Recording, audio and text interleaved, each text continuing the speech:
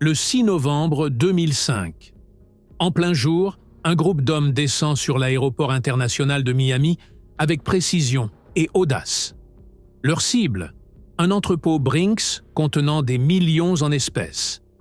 Armés et déterminés, ils prennent d'assaut l'établissement, forçant les agents de sécurité et le personnel à se mettre au sol. En quelques minutes, ils s'enfuient avec 7,4 millions de dollars, réalisant l'un des plus grands braquages de l'histoire des États-Unis. L'opération est parfaite, aucun coup de feu tiré, aucune alarme déclenchée. Le cerveau derrière ce braquage audacieux? Carl Monzon, un homme sans casier judiciaire, pourtant l'orchestrateur d'un braquage qui laisserait les forces de l'ordre stupéfaites. Comment un homme ordinaire a-t-il pu réaliser un crime si extraordinaire? Voici l'histoire vraie de Carl Monzon et de l'audacieux braquage de l'aéroport de Miami. À 32 ans, Carl Monzon était l'image du rêve américain réalisé, un immigré cubain menant une vie tranquille et respectueuse des lois à Miami.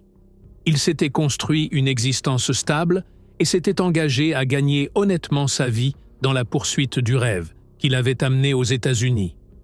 Mais en avril 2005, un simple coup de téléphone a brisé cette tranquillité, un appel qui le mènerait sur un chemin sans retour, modifiant à jamais le cours de sa vie. En 1989, Carl Monzon est arrivé à Miami, laissant derrière lui la seule vie qu'il avait jamais connue à Cuba.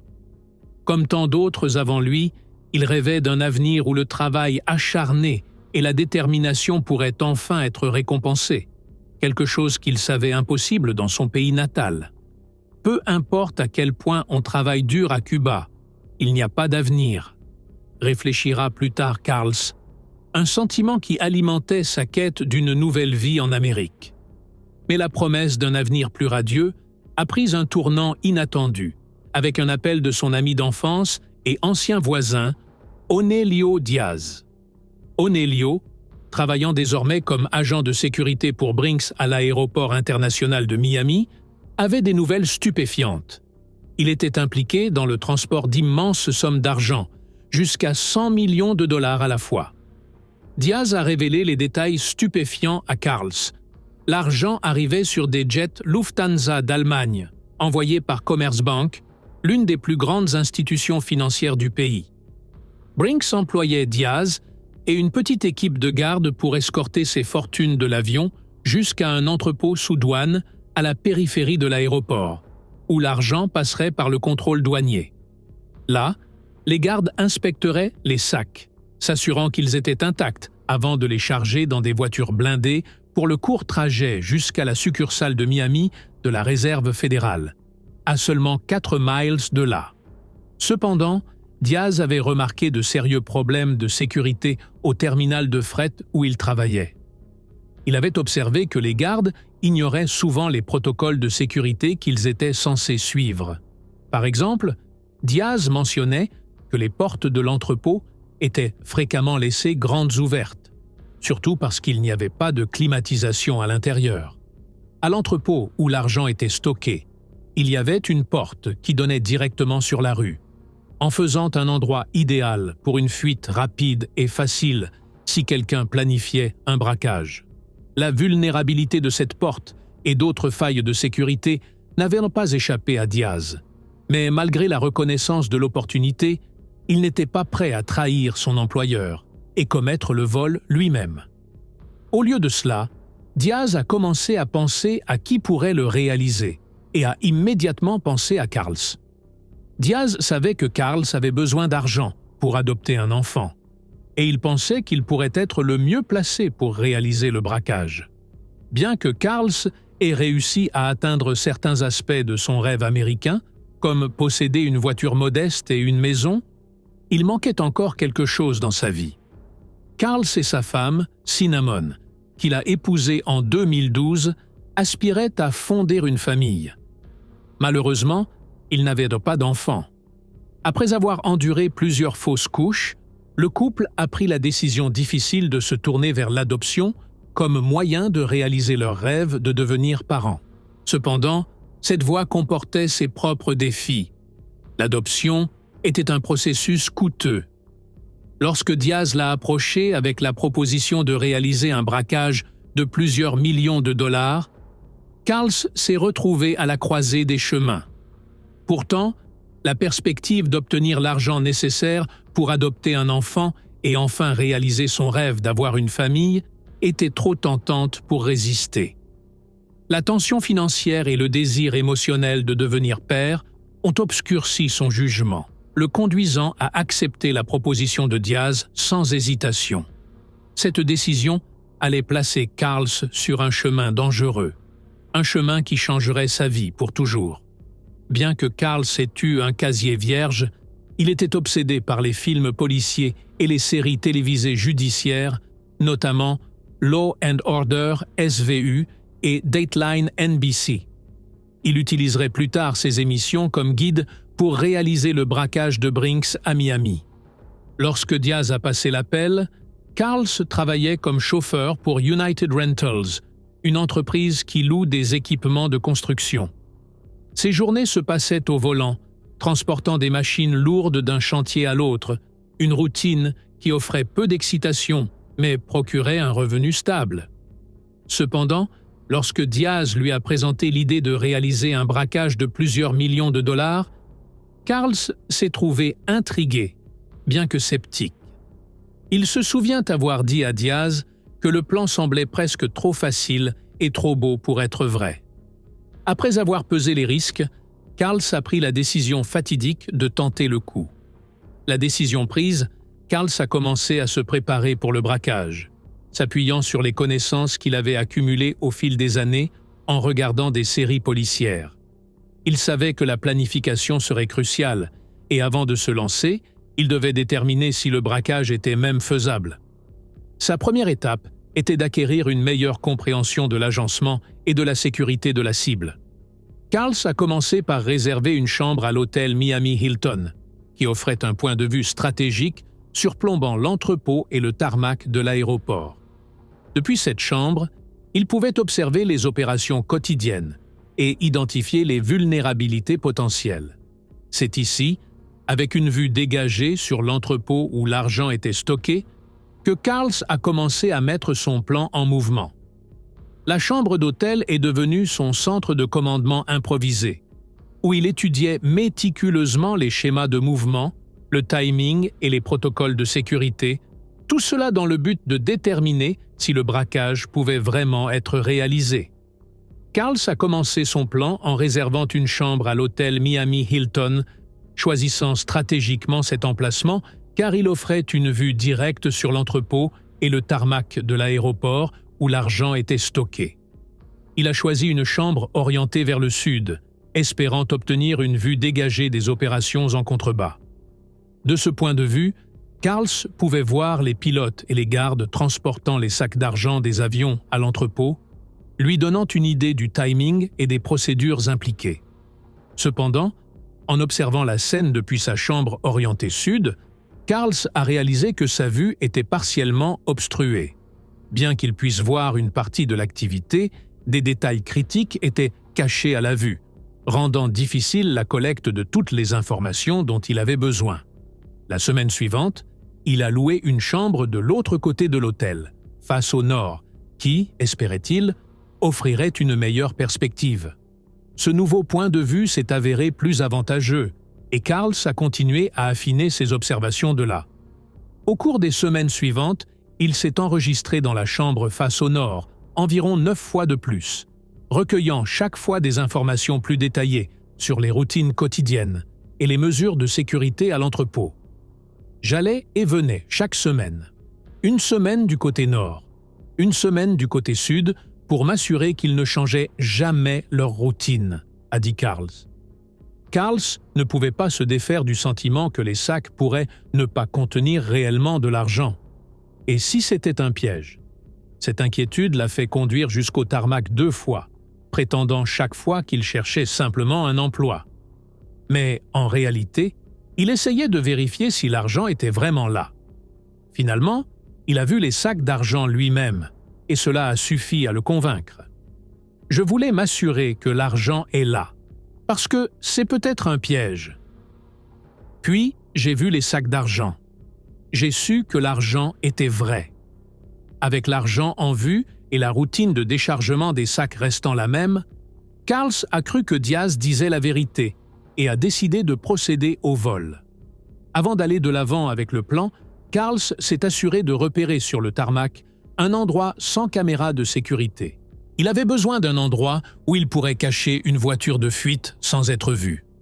Plus tôt, Carls s'était déjà préparé pour le braquage en volant 2 Ford F450 d'un concessionnaire près de Jacksonville, en Floride, avec l'aide d'un ami. Ils ont chargé les camions volés sur un tracteur remorque que Carls avait pris de son lieu de travail. Après cela, ils ont conduit environ 100 miles jusqu'à Miami, où ils ont stocké les véhicules volés dans un entrepôt, les gardant cachés et prêts pour le moment où ils seraient nécessaires pendant le vol. Tout semblait s'aligner parfaitement pour Carls. Il imaginait le jour où il aurait enfin assez d'argent pour prendre sa retraite et vivre confortablement. Avec les véhicules de fuite solidement entreposés, il était temps de se concentrer sur l'étape suivante: rassembler une équipe pour aider au braquage. Carls a commencé à assembler une équipe, chaque membre ayant un parcours et une expérience variée dans le crime. Ils avaient tous des plans différents pour ce qu'ils feraient avec leur part du butin. Alors que certains rêvaient de styles de vie luxueux, d'autres se concentraient sur le règlement de vieux comptes ou le financement de nouvelles entreprises. Malgré leurs visions différentes, ils étaient unis dans leur objectif de réaliser le braquage et d'assurer leur avenir. L'équipe de Carls incluait son oncle par alliance, Conrado Pinky Pereira, qui avait un passé d'activité criminelle, mais était désireux de changer sa vie en démarrant une entreprise légitime avec sa part de l'argent. Il y avait ensuite le beau-frère de Carls, Jeffrey Boatwright, qui luttait contre la toxicomanie.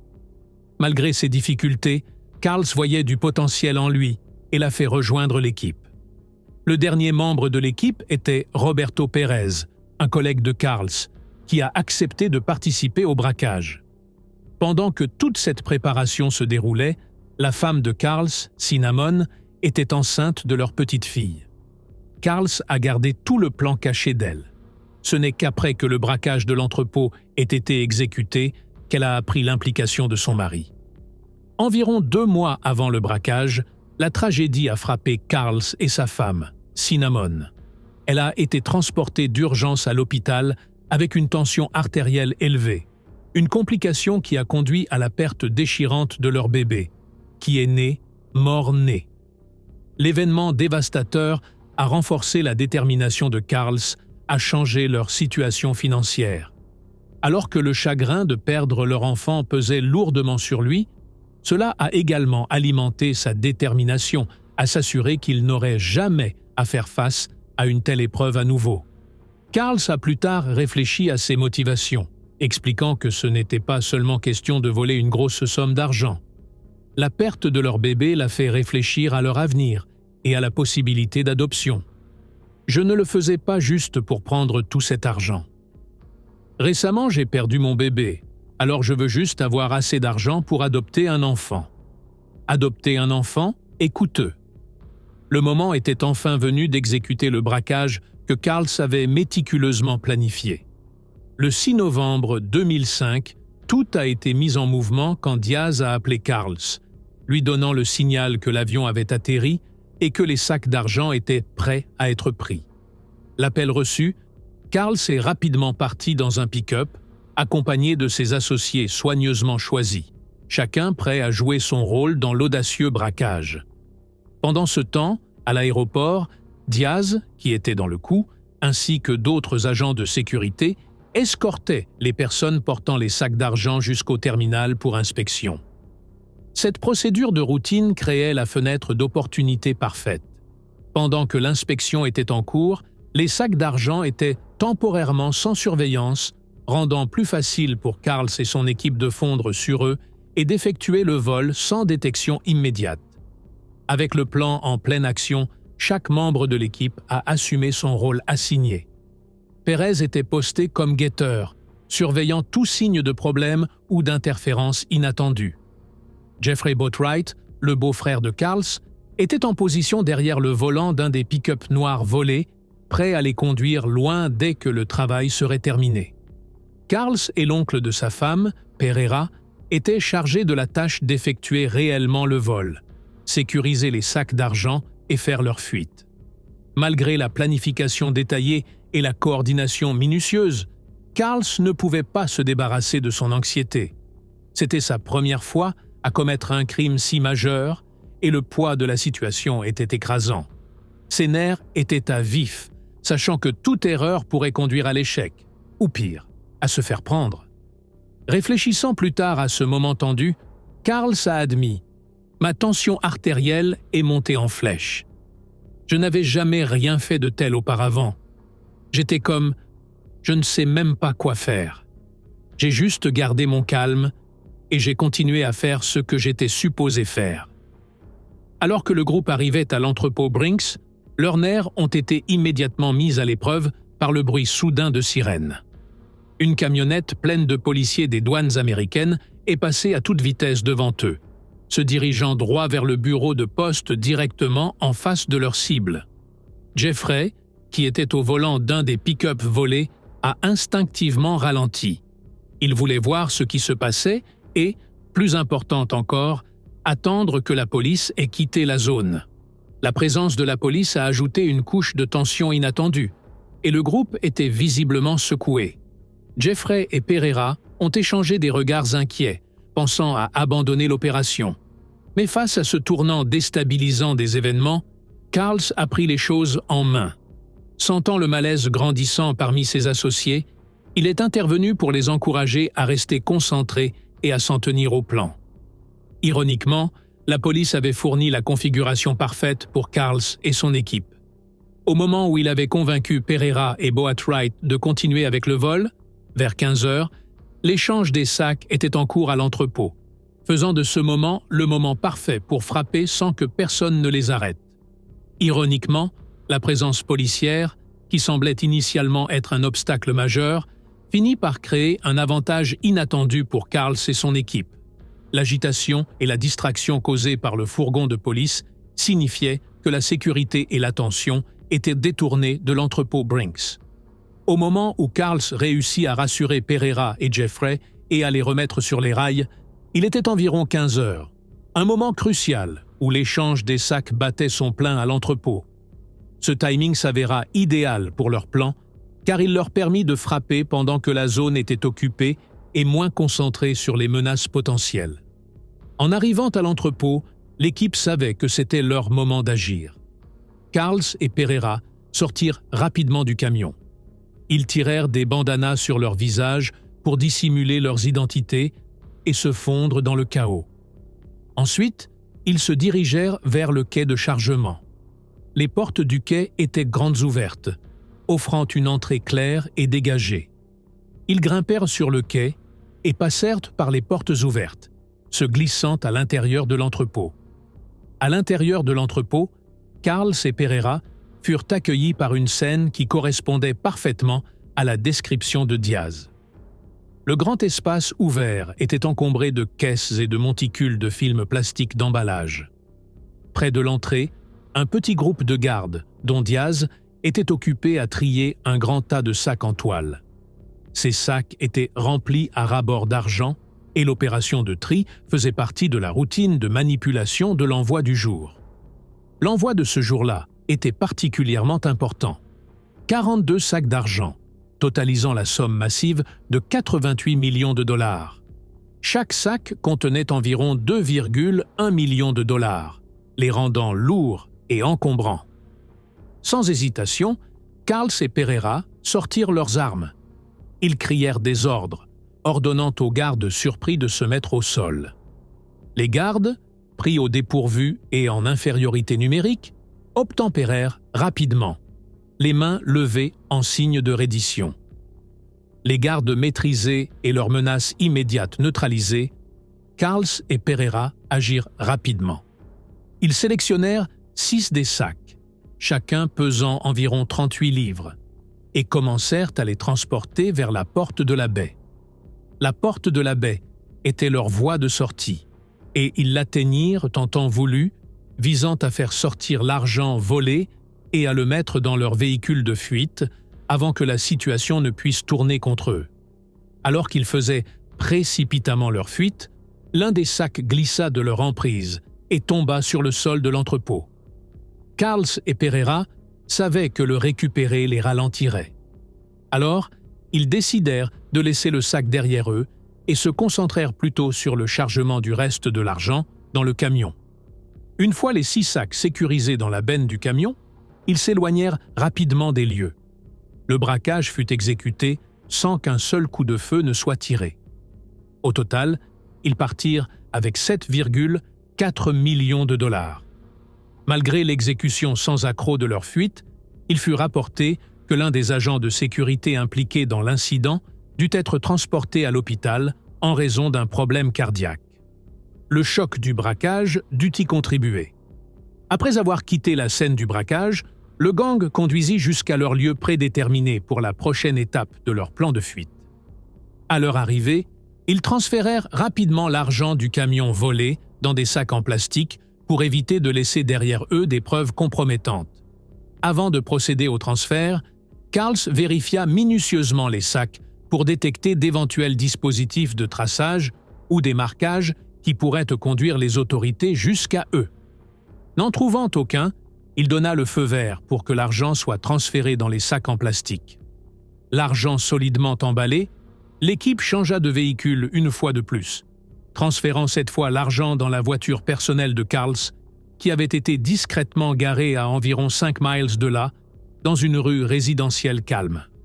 Pendant ce temps, les 2 premiers camions volés, désormais entachés par les preuves du braquage, furent éliminés pour effacer toute trace de leur implication. Les camions furent incendiés, détruisant toute preuve médico-légale qui aurait pu les relier au vol. Quand je regardais la télé, tout le monde se faisait attraper avec l'ADN, les empreintes digitales. Alors, j'ai décidé de brûler les camions. Jusqu'à aujourd'hui, je ne sais même pas où sont les camions, révélerait plus tard Carls. Pendant ce temps, les gardes à l'aéroport, encore sous le choc du vol, n'avaient que très peu d'informations à donner aux autorités. Le seul détail significatif qu'ils purent fournir était que les voleurs avaient parlé en espagnol et en anglais pendant le braquage. Bien que rapporté dans les journaux, l'indice était vague et insuffisant pour identifier les auteurs. Face au manque de preuves concrètes, le FBI lança un appel public, offrant une récompense substantielle pour toute information menant à la capture des criminels. Cette décision augmenta la pression sur Carls et ses complices, les rapprochant de leur arrestation. De retour dans leur planque, l'équipe se réunit pour faire le bilan du produit de leur braquage. En commençant à trier et à compter l'argent, ils furent frappés par l'énorme somme qu'ils avaient réussi à voler. Les piles d'argent s'accumulèrent jusqu'à atteindre un total stupéfiant de 7,4 millions de dollars. Réfléchissant à cette immense somme d'argent, Carls remarqua plus tard « Je ne savais même pas que c'était un gros coup. Je ne sais même pas combien d'argent il y avait. On a pris quelques sacs et on est parti. Tout le monde a eu une bonne part. Comme ça, on savait qu'il n'y aurait pas de problème. » Après avoir donné à chaque membre sa part, Carls lança un sérieux avertissement. Personne ne devait dépenser trop de sa part au même endroit pour éviter d'être repéré. La mise en garde de Carls faisait écho au conseil célèbre donné par Jimmy Conway dans le film « Les Affranchis ». Dans ce film de Martin Scorsese de 1990, qui dramatise le braquage de la Lufthansa à l'aéroport JFK de New York en 1978, Conway dit à ses associés « N'achetez rien ».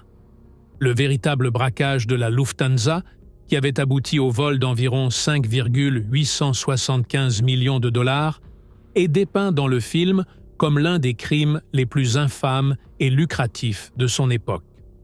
Malgré le gain financier substantiel, le film révèle que la plupart des personnes impliquées dans le braquage connurent des fins tragiques. Le lendemain, la nouvelle du braquage fit les gros titres nationaux, mais personne ne connaissait les personnes impliquées. Bien que la femme de Carls découvrit plus tard que son mari avait réalisé le braquage, elle fut laissée dans un état d'incrédulité. Quant à Carls, qui avait une part de 1,6 million de dollars, il continua sa vie normale. Il ne voulait pas changer son style de vie et mit tout l'argent de côté jusqu'à ce qu'il soit sûr de pouvoir le dépenser. Il cacha la majeure partie dans le grenier et les tuyaux en PVC de la propriété familiale à Homestead, une zone rurale à mi-chemin entre Miami et les Florida Keys. Tout ce temps, Carls conserva son emploi dans l'entreprise de location, ne voulant pas attirer l'attention sur lui, tandis que Cinnamon continuait à travailler comme réceptionniste au magazine Vista. Mais Carls réalisa bientôt que leur couverture serait compromise par un drame familial un peu moins ordinaire. Alors que la plupart de ses associés suivirent les conseils antérieurs de Carls, son beau-frère, Jeffrey, ne le fit pas. Il jeta la prudence aux orties et se lança dans une frénésie de dépenses. De la drogue à l'alcool en passant par les bijoux coûteux et les stripteaseuses, Jeffrey vivait la vie à fond, dépensant la majeure partie de sa part de 1 400 000 $ de manière imprudente. Carls, sentant le danger qui les attendait s'il se faisait démasquer, approcha Jeffrey. Il essaya de le convaincre de ralentir ses dépenses. « Je t'ai donné 100 000 $ en billets de 100. C'est censé durer au moins 1 an ou 2 ans. La rue est chaude maintenant, donc tu es censé rester discret, tu n'es pas censé faire étalage de l'argent, lui dit Carls. Ce n'était pas que Carls avait peur de la police, plutôt, il craignait de finir kidnappé ou volé. Mais Jeffrey ne voulut pas écouter. Au lieu de cela, il se cacha, bien que Carls finit par le retrouver dans un hôtel de Miami. Il apporta une batte de baseball avec l'intention de lui faire entrer du plomb dans la tête, mais fut convaincu par Cinnamon d'y aller doucement avec lui. Au moment où Jeffrey ouvrit la porte, il était déjà défoncé. Il avait pris de la drogue et avait aussi 2 prostituées qui étaient également défoncées. Après cela, Jeffrey promit de quitter Miami pour quelques années, une promesse qu'il ne tint jamais. Malheureusement pour Jeffrey, les choses prirent une tournure différente lorsqu'un gang le kidnappa à l'extérieur d'un club de striptease en décembre. Les kidnappeurs exigèrent une rançon d'1 million de dollars de Carls, qu'il paya. Mais peu après la libération de Jeffrey, il retourna à ses vices. Comme révélé plus tard par Carls, il était inquiet de la façon dont Jeffrey dépensait sans compter. En conséquence, il engagea 2 amis pour le kidnapper et lui voler son argent, espérant lui faire peur. Ses amis firent exactement cela. Ils le kidnappèrent, l'attachèrent et prirent son argent. Carls avait espéré qu'il retrouverait ses esprits puisqu'il n'avait plus d'argent à dépenser. Malheureusement, il ne fallut que quelques semaines avant que Jeffrey ne recommence. À ce moment-là, Carls savait qu'il n'allait pas changer. Alors il décida de quitter le pays et de voyager au Mexique. Pendant que tout le drame des dépenses de Jeffrey se déroulait, le FBI enquêtait sur le braquage sous la direction de l'agent spécial Alex Peraza, qui soupçonnait que l'un des superviseurs de l'entrepôt était l'homme de l'intérieur. Cependant, il n'y avait aucune preuve. Ensuite, Brinks offrit une récompense de 150 000 $ pour toute information menant à la récupération de l'argent et à la capture des criminels. La récompense attira bientôt un informateur du cercle de Carls. L'un de ses amis avait entendu certains des auteurs se vanter du braquage. Alors, il fournit au FBI une liste de 4 suspects, dont Carls. Le FBI mit sur écoute les téléphones des suspects pour pouvoir surveiller leurs conversations. Et le 17 février 2006, tout s'effondra. 3 mois plus tôt, les kidnappeurs que Carls avait précédemment engagés pour effrayer Jeffrey décidèrent de kidnapper Jeffrey une 2e fois de leur propre chef, espérant extorquer plus d'argent à Carls. Ils gardèrent Jeffrey en otage et allèrent jusqu'à exiger une rançon d'1 million de dollars de Carls, qu'il paya. Après avoir payé la rançon, Jeffrey fut relâché. Il avait été battu et ses ongles avaient été arrachés avec des pinces. Malgré la gravité de ses blessures, et le traumatisme psychologique qu'il avait subi, le style de vie de Jeffrey semblait inchangé. Peu de temps après sa libération, le 16 février 2006, il était de retour au club de striptease Gold Rush, l'endroit même où il avait été enlevé. Là, 2 femmes l'attirèrent hors du club et dans un SUV sur le parking. Une fois à l'intérieur, 2 hommes montèrent et le frappèrent à la tête avec la crosse d'un pistolet et lui attachèrent une chemise sur le visage. Après environ 12 heures, Robert Salty, un ami de Jeffrey qui collaborait secrètement avec les kidnappeurs, appela Carl frère. Il raccrocha aussi à elle. Il recevrait plus tard d'autres appels de sa belle-mère et de la grand-mère de sa femme. À ce moment-là, il n'avait plus le choix que de payer la rançon. Cependant, plutôt que de déposer l'argent, il décida qu'il voulait voir les visages des kidnappeurs. Alors, il attendit leur appel. Alors que Carl se négociait à contre-cœur son retour, il fut arrêté par les autorités en emmenant sa femme chez le médecin pour un rendez-vous. Vous vous rappellerez que son téléphone avait été mis sur écoute par le FBI. Initialement, il pensait que les kidnappeurs l'avaient suivi jusqu'à la clinique. Cependant, il réalisa bientôt qu'il était sur le point d'être attrapé. Il fut emmené au quartier général du FBI à Miami pour interrogatoire. Il fut choqué quand il réalisa que les officiers étaient au courant de l'enlèvement. Ils continuèrent en lui demandant son rôle dans le vol de Brinks. Au moment où on lui dit qu'il serait traduit en justice si quelque chose arrivait à Jeffrey, il décida de coopérer avec eux. Il garda les kidnappeurs de Jeffrey au téléphone pendant environ 6 heures jusqu'à ce que la police puisse localiser leur position dans le quartier Brickell de Miami. Jeffrey, qui était attaché à l'arrière du camion, fut secouru lors d'une opération conjointe incluant les agents de Miami, l'équipe SWAT de Miami, le département de police de Miami-Dade et un agent de l'ICE. En tout, 5 hommes furent arrêtés pour l'enlèvement. 3 d'entre eux, Robert Salty, Michael Sanfiel et Guillermo del Regato, plaidèrent coupables et reçurent de 7 à 15 ans. Quant aux 2 autres, Manuel Palacio et Michael Hernandez, ils écopèrent respectivement de 34 et 26 ans de prison. Cette nuit-là, l'équipe SWAT arrêta également Onelio Diaz à son arrivée chez lui. Environ 5 000 $ furent trouvés dans ses poches et 80 000 $ supplémentaires dans 3 sacs sous vide dans son véhicule. Les autorités trouvèrent plus tard 80 000 $ dans le grenier de Carls aussi. Immédiatement, Carls sut qu'il n'y avait aucun moyen d'échapper à la justice, car il y avait beaucoup de preuves contre lui. En mars 2006, Carls et ses complices furent inculpés de vol à main armée. Ils plaidèrent tous coupables.